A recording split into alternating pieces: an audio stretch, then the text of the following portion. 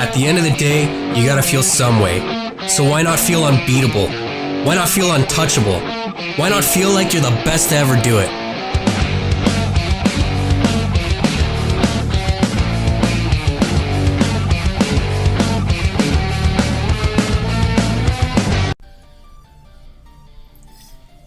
What is going on, everybody? We are on round number 5, and today Mr. Oz and I are going to be counting down our top 10 fights of all time. And boy, do we got some good ones. We got some good stuff. We got memorial fights. We got historical fights. Basically, if it can rhyme with Oracle, it's on this list. So this list will rock your socks off. I'm not even wearing any right now. I prepared ahead of time. Sockless right now. You know what? You don't even know. Both of us could have no pants on. Yeah, that's right. Hashtag no pants. Yeah. No pants party. No pants party, baby. No pants fans. Now, I know a bit of you might be a little confused because, the fro had to go. Big shout out to my barber, Frontline. If you in Hamilton, you need that fresh cut, go to Frontline. My man Nigel and Eric will take good care of you. It's on Young and John. Good place. Just want to throw it out there, keeping me fresh since I was 16. Wink, endorsement, I don't know. I'm going with it. Alrighty. All right, Jimmy. Well, so listen, what we're going to do is we're going to start with our top 10. Okay. We're going to start with your top 5, and then we'll finish off with my top 5. All right. Plan. I like that. So without further ado, let's get right into it. Coming in at number 10. Ooh. That's our poster. Which is pretty. Number 10. Real muscles, actually. Number 10. What do you got? My number 10 is very historical fight. It's Ray Boom Boom Mancini versus Duck Koo Kim from South Korea. So this fight happened a long time ago. It happened about November 1982. The reason this is memorable, English, great time, hashtag English, is this fight is actually the reason why rounds in boxing went from 15 rounds to 12 rounds. Because initially, people didn't think this was going to be a really big televised fight. The only person who thought was Ray Mancini. He was like, this is going to be a hard fight. They fought for 15 rounds, and it shouldn't have gone past the 12. Duck Koo Kim ended up dying after the match, 4 days after the match. And then here's the crazy part. So Duck Koo Kim died 4 days after the match. And then because of guilt, about a month afterwards, his mother flew out, took him off life support, and she killed herself by drinking a bottle of pesticide. And then about July of the next year, the referee that did the match felt guilty because he didn't stop it. He committed suicide as well. So you're telling me that this boxing fight caused 3 deaths? Caused 3 deaths in one fight. So in 1982, it prompted the WBC to switch from 15 to 12 round fights. And in 87 and 88, all the other companies or the boxing associations, WBO, WBA, and IBF, they all switched to 12 rounds. So this was that important that they shouldn't have gone 15 rounds. If you ever want to, if you're intrigued about this fight, they actually made a movie off of it called Champion. Actually, if you rewind back when you're following and subscribing on YouTube and Twitch and, watching us weekly Sunday on Facebook Live, you'll be able to see the movie poster and watch it. It's a beautiful film. It's great. And yeah, you should definitely check that out. Read up on your knowledge a little bit there. Yeah. All right. And coming in at number 9. Who do you got? Number 9. Good old fashioned number 9 on my list. I got, Ali versus Liston. Now I kind of combined the first and the second fight because they both kind of had their own controversy. Long story short, because there's a lot of history behind this fight, that this was back when Ali was called Cassius Clay before he went over to the Nation of Islam. He was gonna fight Liston. Liston was the Tyson of the time. He was unbeatable, undominable. Everyone was saying that it was unfair, people fighting him, because it seemed like he wasn't going to lose. Cassius Clay, the Louisville Lip, Muhammad Ali, he was spouting out, getting him ticked off, calling him the big bear. He's a big ugly bear. He's gonna go down in 8. And of course, we know what history says, that he beat him. Surprise everyone. This is the famous where Cassius Clay or Muhammad Ali was saying, "Eat your words," jumping on the top rope, saying, "Eat your words, eat your words." And a lot of people thought it was fishy because they didn't think Liston was supposed to lose this fight. So that's where all the ties in with the mafia and all this came from, because Liston learned how to box in jail he got arrested for armed robbery. And he was involved with the mafia, so a lot of people thought that he was going to make more money in the rematch because the contract had a rematch clause. So going into the rematch, I know a lot of people that are boxing fans probably heard about the Phantom Punch. This is that legendary punch in the first round that Ali really landed a really quick right hand. Liston went down. He didn't get back up. He's kind of rolling around. He kind of looked like a drunk bear in a Russian circus when and he wasn't getting up. George Chuvalo rushed the ring and said it's fake. Everyone was pissed off because they thought the mafia fixed the fight and he was just doing it for money. And then soon after, Liston ended up dead. So, you know, a lot of controversy behind this. I mean, you have like, this is actually in between the first and second fight is where Cassius Clay turned to Muhammad Ali. He joined the Nation of Islam, did things with Malcolm X, you know, Black Panthers, all this. So this very big fight. A lot of things happening in this time period. Iconic fight. If you ever want to see a movie based off this fight, there is The Phantom Punch. It's actually by Ving Rhames and Stacey Dash. So you can check that out. Beautiful, beautiful fight. Please watch it. Please watch. All right. Coming in at number 8. I love graphics. Oh my God. I need to learn how to Photoshop. So number 8, you even little bit know about boxing. Arturo Gatti versus Mickey Ward. I know the movie. Fight. You know the movie, The Fighter. Mark Wahlberg, Christian Bale, Amy Adams. Beautiful movie. Go see that too. All the fights, coincidentally, all the ones I have on my list have a movie tied into them. Oh, who would have thought of that? So Ward and Gatti. The thing that makes this fight memorable is that no one thought that this fight was going to be as big as it was. When the first fight happened, I think both of them had like minor league wins. I think Ward beat like Augustus Emmanuel, which if you've probably seen YouTube videos of him where he's that drunken boxer that kind of dances around. Floyd Mayweather still to this day says that Emmanuel Augustus is the hardest fight he's ever had because this guy kind of bobs around. He acts like he's drunk. Please YouTube him because he has like the funniest outtakes ever. Unfortunately, he did have a couple of accidents. I think he got robbed and shot at a gas station in his head, and he's still alive, but he just can't do a lot anymore. So big ups to him.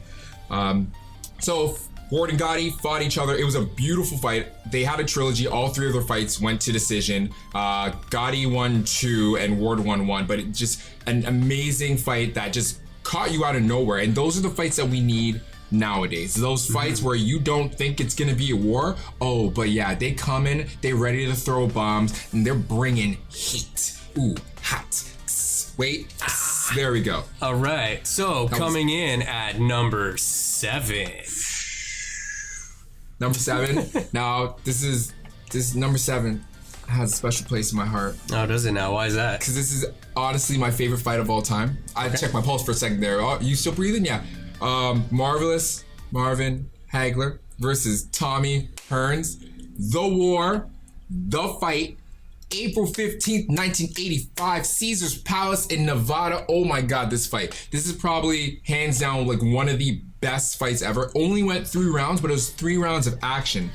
Long story short, they're part of the whole Fabulous 4. Once again, if you want to check them out, there's a documentary called The Fabulous 4 that they did on Hagler, Hearns, Sugar Ray Leonard, and Roberto Duran. So definitely check that out if you're a fan of boxing in the late 70s, 80s, or just any of those guys.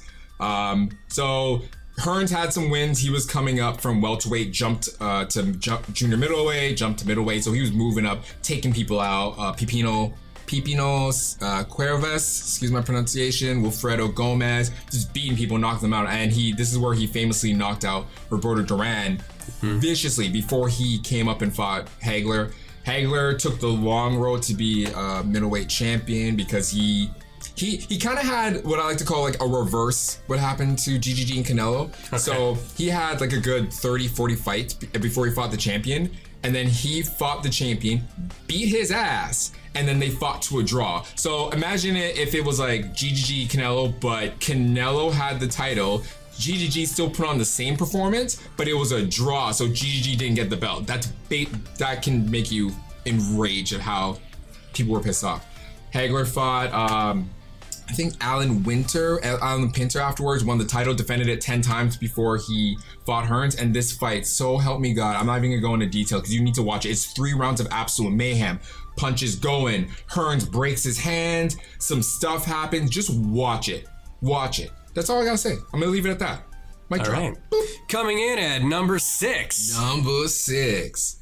This fight has a lot of history, especially for being an African American male. It's no, I'm being serious. Sorry, I didn't mean to. No, it's okay. He's not. He's laughing because the term African American male sometimes. But Larry Holmes versus Jerry Cooney. This was the fight back in the day. It was touted as basically it was like a big race war. And of course, who was on that card? Who was the one promoting the fight? Good old Don King promoting the fight.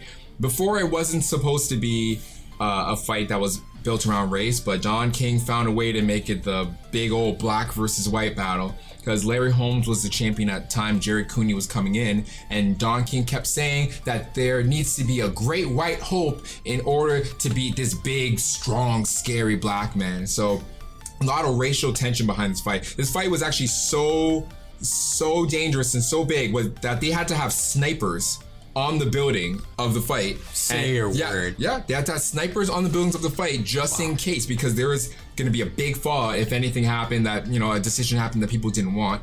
Wow. They also have 2 movies based off of this. They have one called The Great White Hope, and they have a mockumentary type movie called The Great White Hype, which is possibly my favorite boxing movie. It has Samuel L. Jackson and Damon Wayans in it too, where they kind of spoof the idea that they need to create a great white hope or the great white hype in it. Did Damon Wayans have to dress up like a white female in this one as well? Surprisingly, no. No. Right. But it's a hilarious movie. It has like John Lovitz and Jeff Goldblum in it, like a whole bunch of stars. So go see the movie if you want. But this is a big movie, especially when it comes to that famous battle. It was a lot of racial tension back in that day.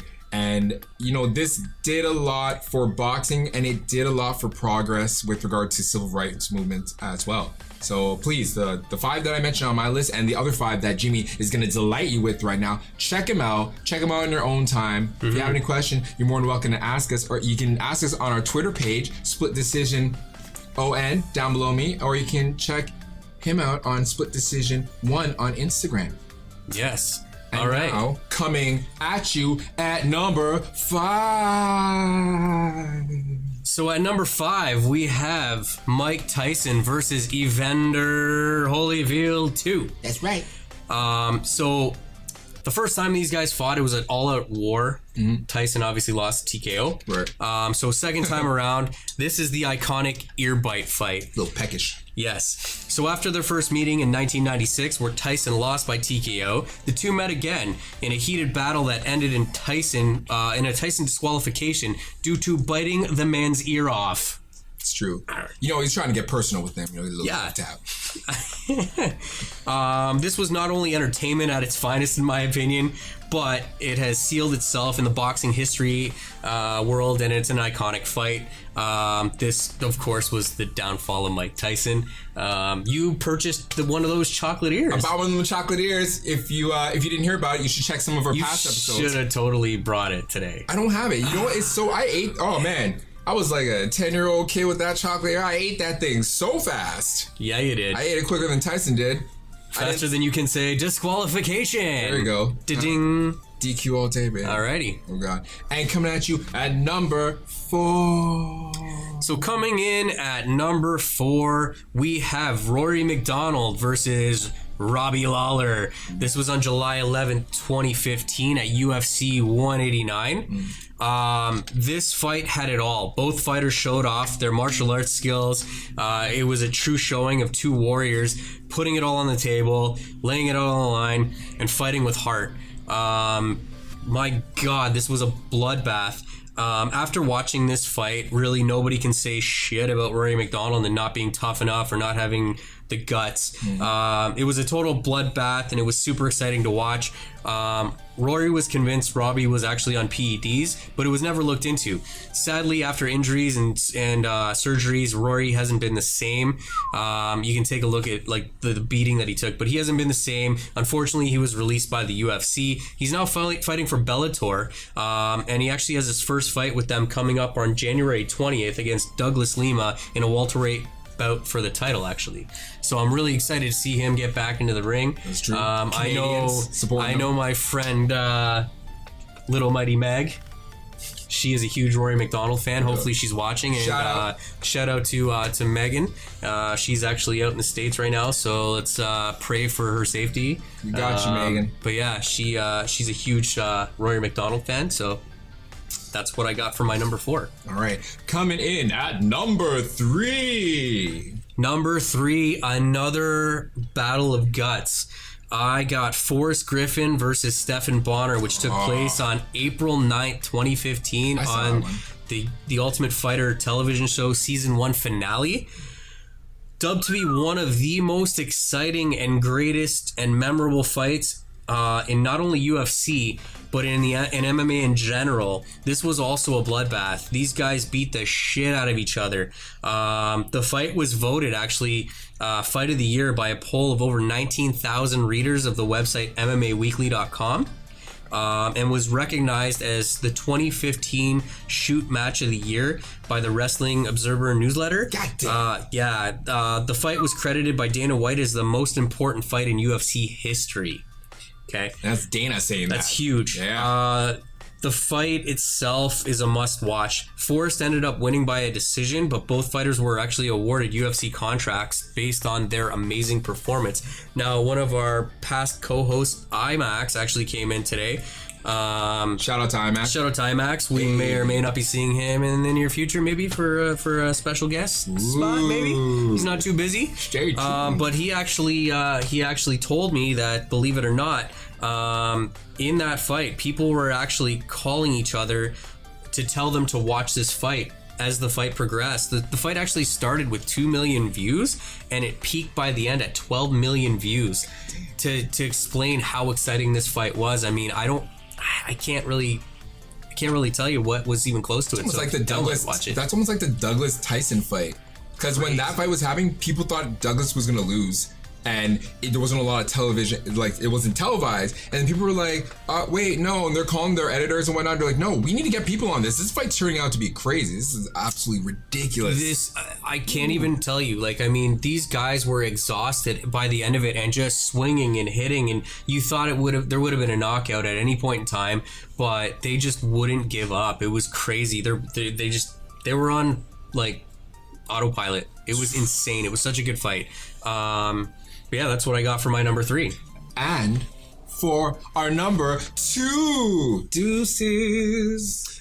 For number 2, I actually put Canelo versus Triple G. We just did speak about this fight, but this fight probably saved boxing. If it wasn't for the bad judging, which I don't want to get into because we don't have all night. Wow. So this was one of the most exciting boxing matches that I've ever watched. So aside from Conor McGregor versus Floyd Money Mayweather, this put boxing back on the map, and it was an actual boxing fight. Love Conor, but this was a real boxing fight. So it went all 12 rounds, ended in the iconic draw decision with horrible lopsided scoring by a corrupt judge. We won't go any further with that. But this fight put, like I said, boxing back on the map. This is what the boxing world needed. And it didn't need at the same time because it's now tainted and people got bad reviews of it. But this is going to be this no doubt was amazing. It's going to be memorable. Between the controversy and the physical fight itself, we're never going to forget this fight. It was so good. And so I put that at number 2. All right, and guys, the time. No, it hasn't. Oh! I got a surprise for you, sir. What? So while you were over here dilly-dallying, I was over there talking with our producer. Shout out to Kelly.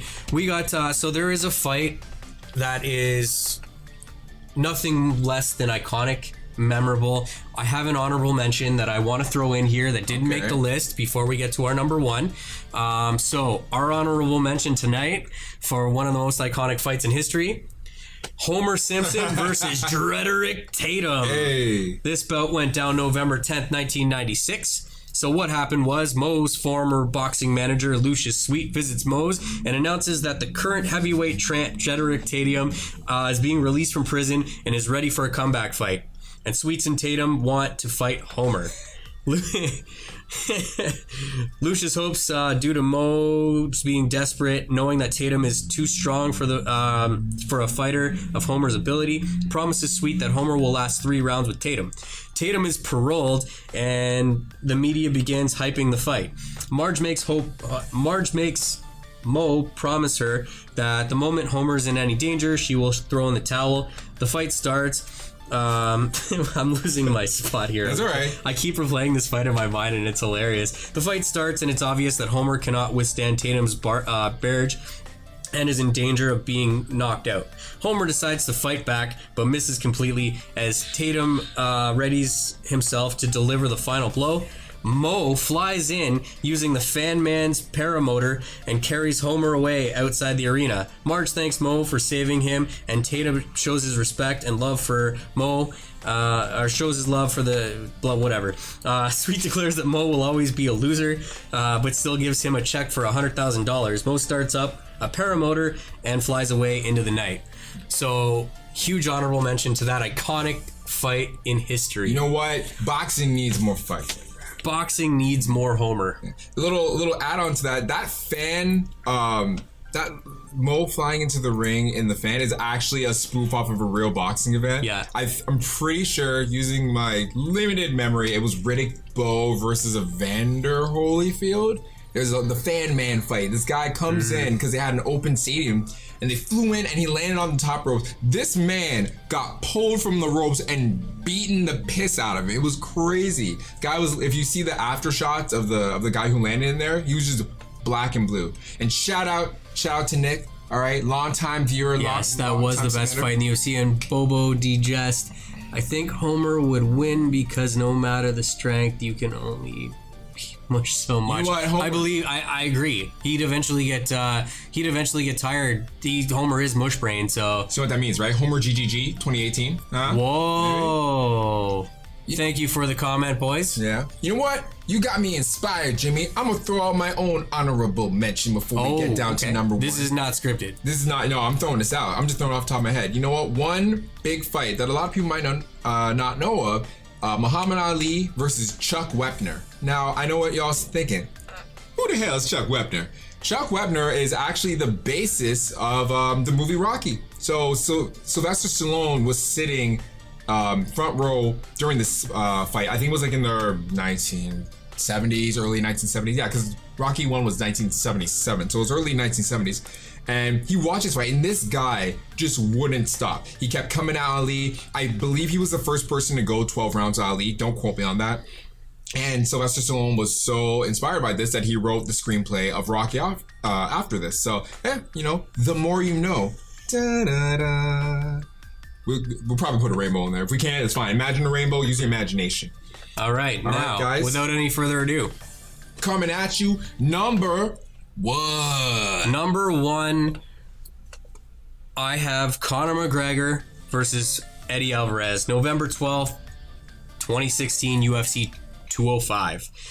Conor knocked Eddie out within 3 minutes and 4 seconds of the second round. There was so much talk that Conor wouldn't be able to withstand the boxing of Alvarez and that he wouldn't be able to beat him, that he'd in fact be the one sleeping. But in true Conor fashion, he predicted what was going to happen, totally outclassed him, and that 4-punch combination with the precision that ended the fight was next to perfect. This is an iconic fight, not just for the fact that he went out in great fashion, but Conor, it actually gave Conor he became the 2-division holder, the only man to be a 2-division holder at the same time. Mm-hmm. And I mean, not only that, the man himself is a running quote machine. And at the end of the fight, I'd like to take this time to apologize to abso-fucking-lutely nobody. Oh my god. Iconic. He's the face of combat sports right now, so that's why I gave him my number 1 spot. And you need to watch that ending interview, because my favorite part was when they're interviewing him. He had the 1 belt, and they're like, "What are you thinking right now, Connor?" He's like, "I'm trying to wonder where my fucking belt is. I wanted to prepare it." And the whole time he was just looking for a second belt. Get my second belt from the room. Go in the room and steal his if you need to. The champ needs his second belt. The champ needs his second belt. Who the fuck is this guy? He needs to be the guy to have my belt. That's who he needs to be. That's right. So that, ladies and gentlemen, just gave us our top 10 most iconic favorite fights of all time. That's right. I mean, there were some probably that are missed out. Ton. But, so my question to you is, sir, if you could make a super fight, who would you want to see? Who would win and why? Shit. Super fight? Super fight. If you could pick 2 people to match them up and put them in the ring together, who would it be? Okay. And who would win? Okay, so I'm gonna immediately apologize. I know there's a bunch of fighters I'm about to diss by who I choose, but if I was gonna pick 2 people I want to see fight, probably GGG and Marvin Hagler. Marvelous Marvin Hagler. Just because you have 2 middleweights. I love the middleweight division, by the way. I don't know many other divisions besides like the heavyweight in like the 80s and like, well, the heavyweight in before 1990s, before the whole like Klitschko era, that was just consistently entertaining. I love watching middleweight fights. Excuse me. Yeah, GGG, Hagler. You have 2 guys. They throw bombs, sturdy as hell.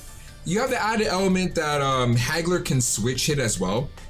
So I think it would be a very entertaining fight. I think if that fight happened, when you take both Golovkin and Hagler in their prime, I would probably put Hagler, just because Hagler would have more in his toolbox. And we already know he can take shots on the chin, because he took shots from like Duran, he took shots from Hearns, so I'm pretty sure that would be the person that would be able to put GGG down. If we had like a modern day Hagler, that would be the person to take out GG. That's my best guess for a super fight. Okay. How about so you? Me, I think I would go Tum Tum from 3 Ninjas versus the Karate Kid. Sweep the knee, Jimmy. Yes, and I think Tum Tum would win. I mean, Miyagi's got his training, but I mean, the 3 Ninjas had that light up dummy, so he knows exactly where to hit him to light those eyes up. You know what? He should have been in a squad fight. Man, I watched, maybe because I watched too much cinema sins or whatnot, but they mentioned in the fight that you're not supposed to hit in the face. And one of the crane kick he did at the end of the movie, where'd he hit him? In the face. Pow, right in the kisser. Right in the kisser. So you know what? All he got is that crane stand. I don't know, man. He's done. I say Tum Tum's ready. Yeah. They've been through the trenches. They know what's going on. All of them. And Rocky loves Emily. Hey, Rocky loves Emily. I got one more question for you. Oh God, no. Okay. I'm not prepared. If you could fight anyone, who would it be and how would you beat them? Fight anyone? Anybody. Okay, alright.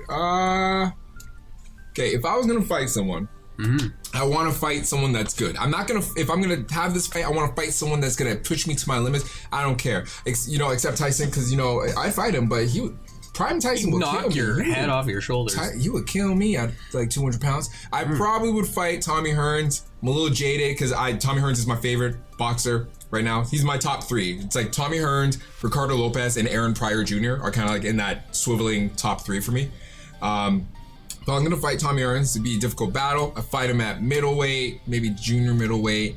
He has long reach. He has a lot of power in that right hand. So I'd have to stay tight, keep my guard up, preferably my left hand to stay away from the right hand, getting close, and I probably start peppering shots to the body, trying to get in there and making it a dirty fight. Basically using the Hagler approach and just making him uncomfortable, because when you're firing those shots off, the real power of your shots comes at the end of your shot when you're getting that snap. So if I'm gonna keep in close, I'm gonna try and take away his best attribute with his power and be able to bring shots to the body, take away his legs. Emmanuel Stewart was all about him using his legs, about him using that reach. So I'd have to take away those 2 things, make him uncomfortable, keep close, and that would probably be my best way of possibly winning against Hearns.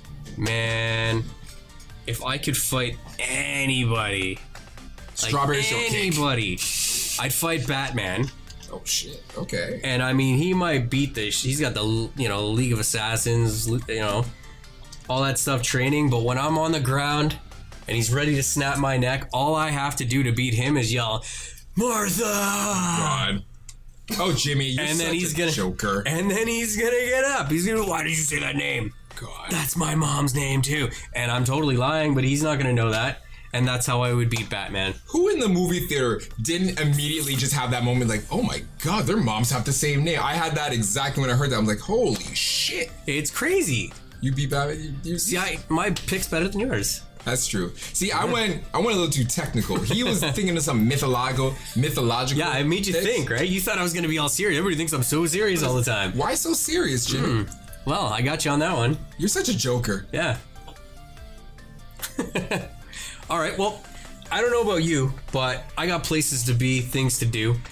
We counted down our top 10. If anybody wants to leave any comments, who they want to add to their top 10 list, we can shout it out next episode. Yeah, or just throw it into the comments. Suggestions. If you liked our top 10 list, definitely follow us on our social media. Split Decision ON for our Twitter page, Split Decision 1 for our Instagram, our Facebook page of Split Decision ON, and follow our lovely Kylie Angel 88 on Instagram as well. And if you have any suggestions on any other top 10 lists we can do, we got a lot of ideas brewing. You don't even know about the think tank that we got up here, baby. Crazy things we got coming up. All day.